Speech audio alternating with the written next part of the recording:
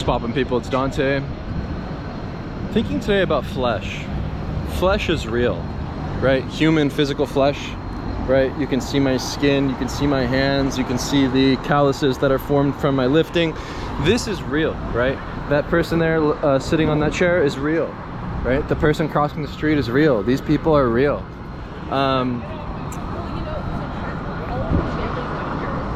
You know, vehicles, right? These metal chariots that pass to and fro, they're not real. Those are merely objects. But humans are real. Your cell phone isn't real, right? The cell phone in her hand isn't real, but she's real. And so, why is this important? Why is Dante being a little bit unhinged today? Bear with me. I was diagnosed with autism. I believe that, in general, it's important to recognize humans for humans' sake. The more that we communicate through devices, the more that we live behind a computer screen, the worse off we are as a species. How is it that through the last couple of years during the pandemic, we have become so accustomed to communicating in these Zoom calls, so accustomed to walking around with AirPods in our ears? You know, we're allowing the technology to seep into our flesh, quite literally and physically, through the implementation of these new technologies, through the use of the future Apple Vision Pro headset, through the use of their AirPods. The way that we communicate now, it kind of scares me. I think that going forward, really, it's all about the human experience. It's all about physical flesh. It's all about connecting with your fellow humans and the earth around you. Yeah, I don't trust anything that's not real, if you will, right? I spend most of my time outdoors. I'm only indoors to go to sleep, you know. If I want to do any work, I can do it through the iPad or my iPhone on the go in terms of the photography and creative work. But realistically, this world is becoming more and more digitized. This world is becoming, you know, more focused around the digital spaces that people live in. And when I say live in, I mean live in. Working from home 9 to 5, 10 hours a day, 12 hours a day, that's not real life. Sitting in a Zoom call across from a group of people that are on your team and you see a little window with their face popped up in there, that's not real life, right? This is just a mere, you know, altered reality that we've all kind of just agreed upon, you know. And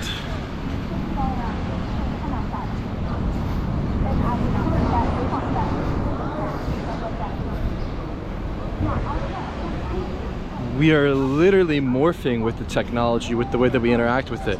You'll see people on their phones bent over, like their necks are like completely bent. You see more and more people are hunched, right? Like open your shoulders, open your chest, keep your chin up, whatever. Because the more that you actually interact with the technology, the more that you're morphing your body physically. I actually think it's scary, even realizing that using the Magic Mouse Apple mouse for one day, I was spending lots of time at the computer. My wrist, yeah, it starts to hurt, you know. I think people will become more prone to carpal tunnel through the use of these devices such as keyboards and mouses. I don't think that those are healthy. I don't think that those are designed for humans. You know, the creator didn't design us to be in front of a screen, to be locked away in an ivory tower. The creator designed us to interact with flesh, to be one with the universe. Everything is infinite, we're all connected, and we're all living real beings.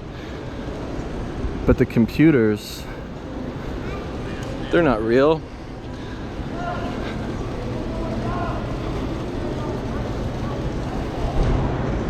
And so why does this matter? It matters because going forward, communication is happening this way. The way that we indulge in news and media happens this way. And what this does is it completely alters reality for yourself. It's basically allowing the TV or the telly screen to control your thoughts and your actions, right?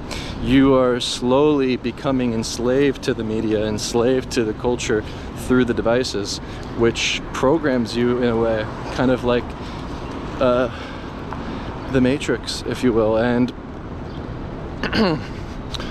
you know, waking up to this idea and looking at the Macy's building and these silly clothes that they sell, you realize that these corporations and the things around you that sell things, they're not real either. You know, a corporation isn't real. What's a corporation? It's a body, it's a government, it's an entity.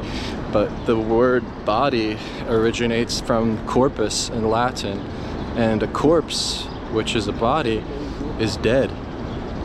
That's not flesh. That's a dead body. That's a dead entity.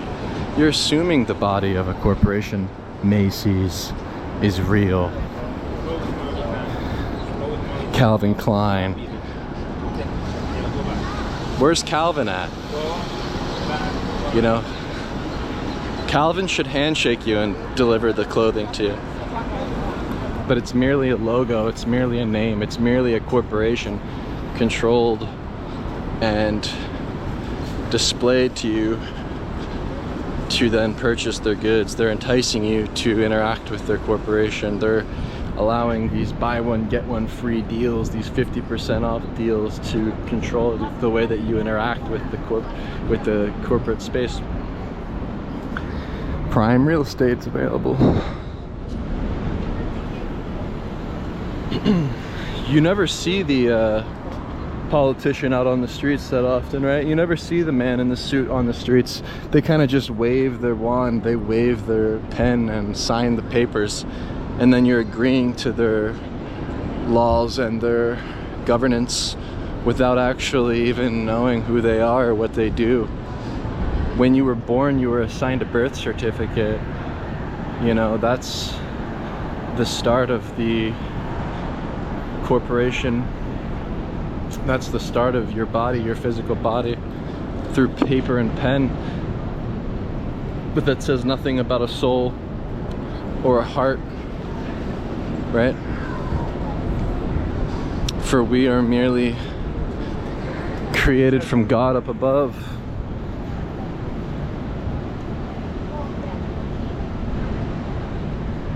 Mind, body, and spirit. Flesh. Genesis 6:3 states that we are merely flesh, for your days will be 120. You can live until you're 120. Good luck. Eat well. Make sure you know what's real and what's fake, because the more you read the back of those ingredient lists in the grocery store, and the more they promote the use of lab-grown meat, the less we are closer to flesh, and the more we're accepting the future that's, in my opinion, a dystopian one. But hey, look, we got Market Street, the guitar's playing, we got music going. Happy Dante. Positive outlook on life. You know, I've got a positive outlook on life. I'll eat as much meat as I can, and I'll be on the street as much as I can, underneath the sun as much as I can, as the sun is up above, filling my soul. And I hope to die when I'm very, very old, for I am merely built of flesh.